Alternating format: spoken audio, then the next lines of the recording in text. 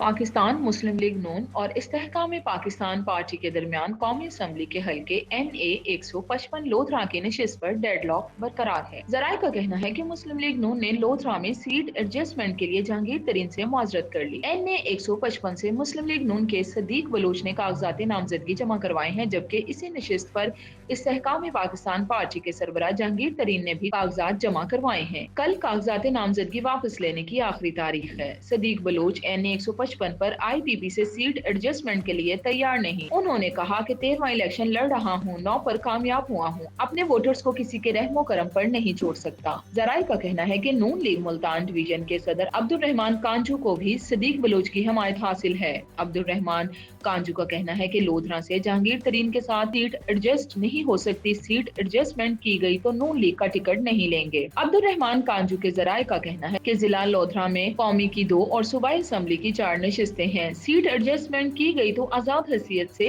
Election लड़ेंगे। PPP 227 पर Siddique Bloch के बेटे भी जहांगीर तरीन के मद्दे मुकाबिल हैं। जहांगीर तरीन ने मुल्तान के हल्का NA 149 से भी कागजात जमा करवा रखे हैं।